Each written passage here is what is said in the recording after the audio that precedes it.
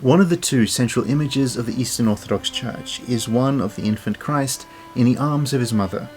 This is more than just an image, it is a story and a teaching worth the hearing.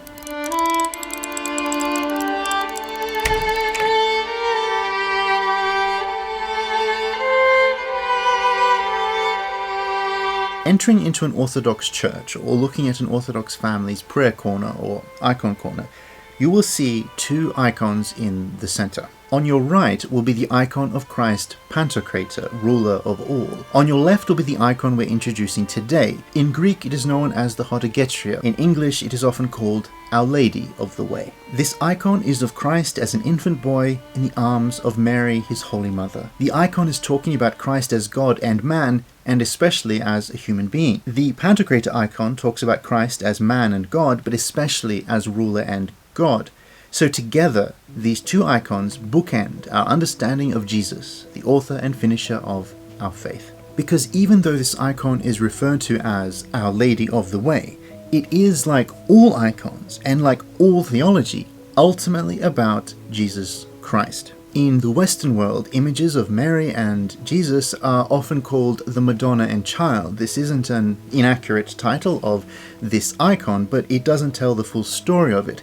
Our Lady of the Way is referring to the fact that Our Lady is showing us and pointing us towards the way. The way, the truth, and the life. Jesus Christ himself. And after Jesus Christ, she is the most depicted person in all of iconography. There are many different forms of icons of Our Lady in the church, and most of them are variants of the icon we're introducing today. Most of the elements that we're covering in this video you will see across icons of Our Lady.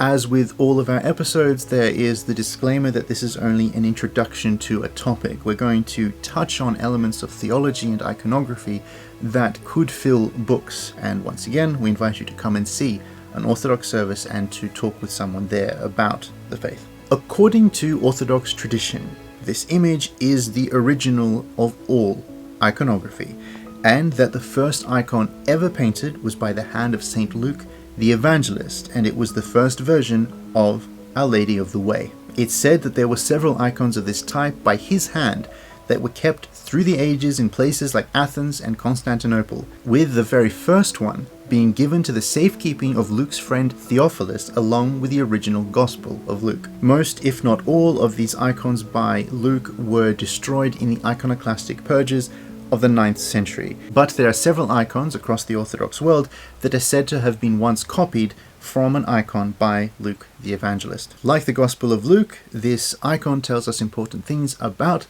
Our Lady and about Jesus Christ. At the top of the icon you'll see 4 letters, abbreviations for the Greek words Mater Theo, which means the Mother of God. We have an episode that speaks more about that title. This title isn't about elevating Mary above God, it's not about making her greater than God. What this title is saying, and what this abbreviation is saying in this image, is allowing us to focus on the child in her arms.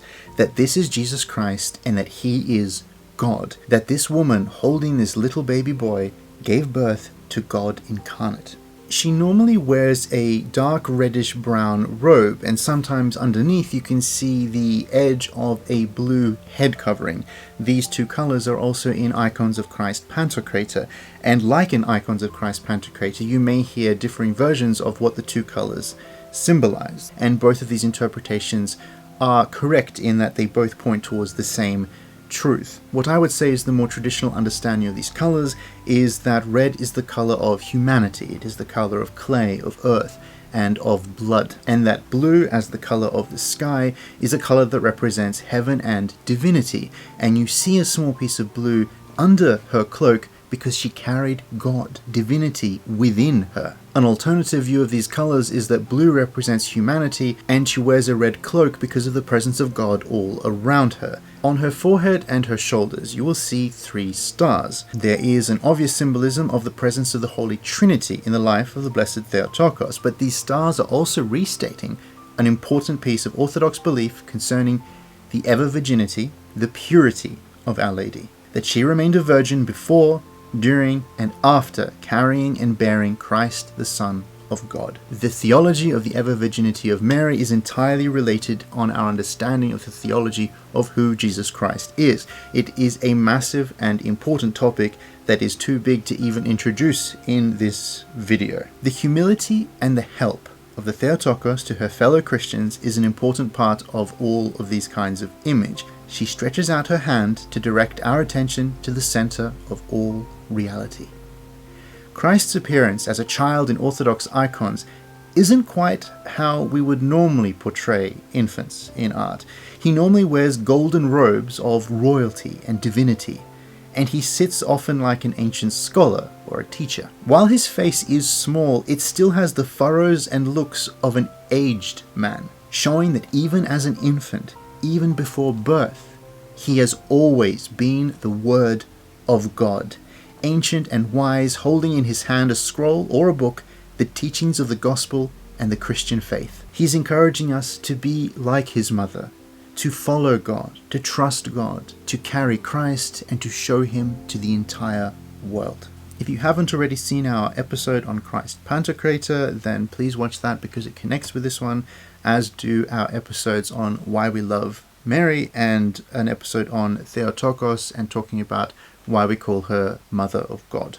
We're accompanying this episode with a blend of tea called Australian Afternoon. I am not sure why it's called Australian Afternoon because all of the black teas within it come from other continents. Genuinely, it's African tea, Southeast Asian tea, and Indian tea. Nothing was grown here, but it's blended together and it's called Australian Afternoon. It's very good.